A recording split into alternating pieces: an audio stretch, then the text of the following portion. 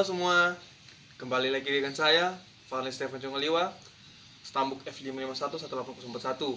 Nah, di video kemarin kan saya sudah memaparkan materi-materi sistem informasi. Sekarang saya akan memaparkan dan menjelaskan tugas besar saya dari sistem informasi tersebut, yaitu dengan aplikasi sistem informasi penjualan Kinichi Setiabudi Palu. Nah, selanjutnya saya akan menjelaskan tentang latar belakang kenapa saya ngomong sistem informasi ini. Ya, seiring dengan perkembangan zaman, teknologi kan kian menambah canggih.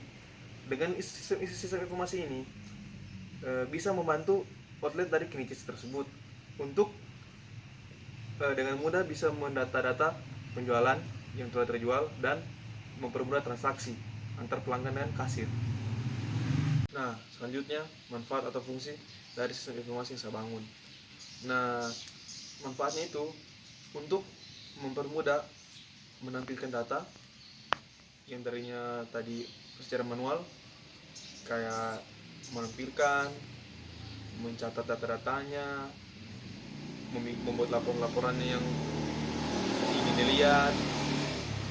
Dengan cara adanya kayak dengan adanya sistem informasi yang saya buat ini, aplikasi yang saya buat itu bisa menggunakan untuk dari semua tadi pekerjaan itu, dari mulai menampilkan data, mendata, dan membuat laporan.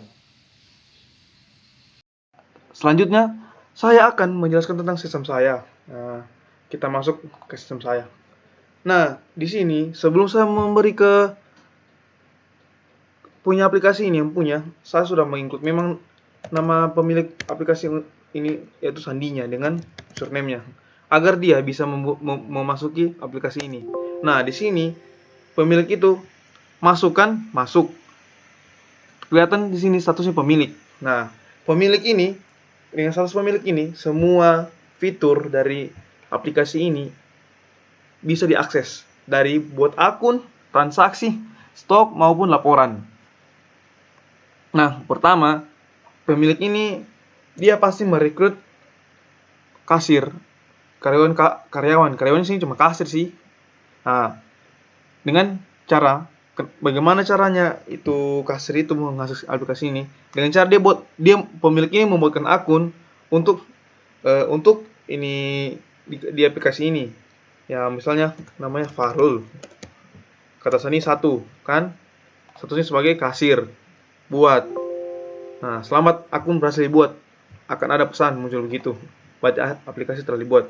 Nah, di sini juga pemilik bisa mengubah password atau statusnya. Misalnya ini, password dari Budi. 123 kan?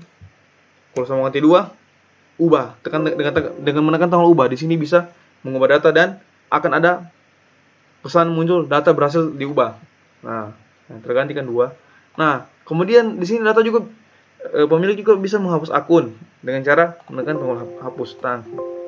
Nah, nanti ada pesan juga data berhasil dihapus. Nah, ini tombol kembali untuk ke menu home. Nah, di sini pemilik juga bisa menyetok pada outlet, pada aplikasi ini, misalnya stok barangnya. Nah, di sini dengan cara menekan tombol tambah ini, terus memasukkan nama bubuk pertama sampai harga jual.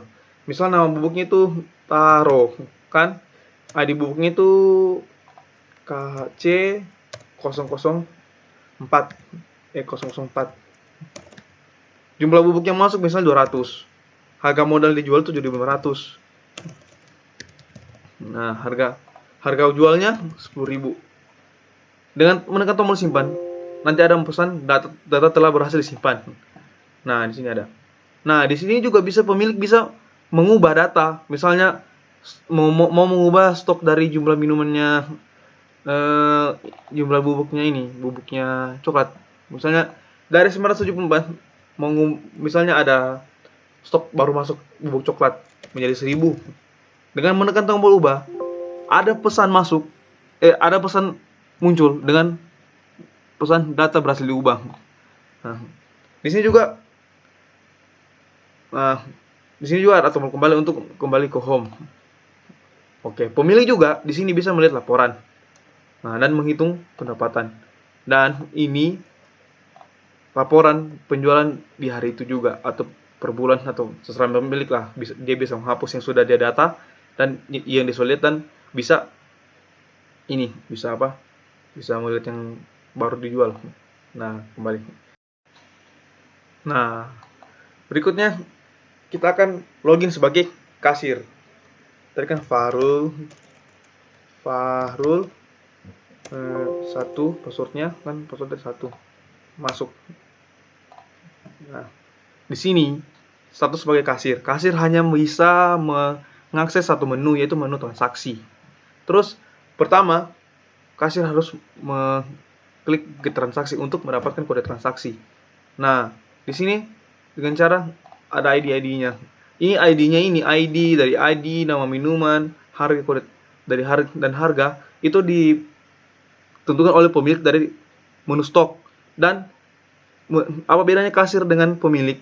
Pemilik bisa memanipulasi data dari stok maupun dengan cara misalnya pemilik ingin mengganti ID minumannya atau nama minumannya.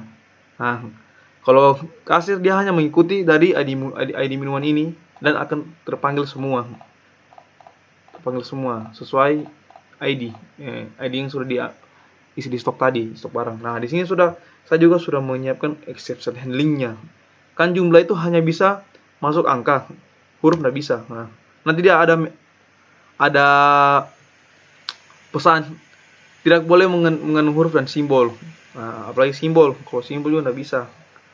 Nah, kan dia hanya bisa masukkan jumlah. Nah, di sini misalnya jumlah tiramisu nya 2 tambah. Nah, misalnya lagi pemilik mau ambil coklat dengan jumlah 4. Nah, tambah. Nah, kalau sudah tidak ada lagi data transaksi yang mau ditambah, klik selesai transaksi.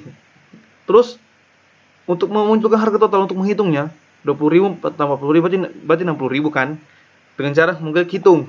Nah, 60.000. Nah, misalnya pembeli uangnya 100.000. Nah, kembaliannya itu ada 40.000. Dia akan muncul otomatis terhitung. Ini juga tidak bisa dimanipulasi. Harga total juga tidak bisa dimanipulasi sama kasir karena dia sudah auto terhitung. Nah, gitu. Dan tekan tombol bayar. Nanti muncul surat harganya. Selanjutnya adapun ragam atau jenis sistem informasi yang saya bangun ini, yaitu dengan klasifikasinya itu dukungan yang tersedia. Terus ragam jenisnya itu TPS atau biasa disebut Transaction Processing System, yang dimana Transaction Processing System ini dia dengan kenapa bisa disebut TPS karena dia jangka waktu yang dipakai itu tiap hari atau hampir tiap minggu atau per tiap hari lah pasti dipakai. Baru selain itu dia penyimpanan datanya besar. Nah, makanya dia ini TPS ini kan dia ada proses transaksi dalam, makanya disebut Transaction System Processing. Dan metode pengembangan sistem informasi yang saya buat pakai di sini dalam membangun sistem informasi ini yaitu waterfall. Nah, yang dimana terdiri dari recruitment pertama, kedua design, ketiga implementation, keempat verification, dan terakhir maintenance. Sekian pemaparan dari sistem informasi saya, sistem informasi penjualan kelinci Setiabudi. Kurang dan lebihnya mohon maaf. Wabillahi wal taufiq hidayah. Wassalamualaikum warahmatullahi wabarakatuh. See you in the next video.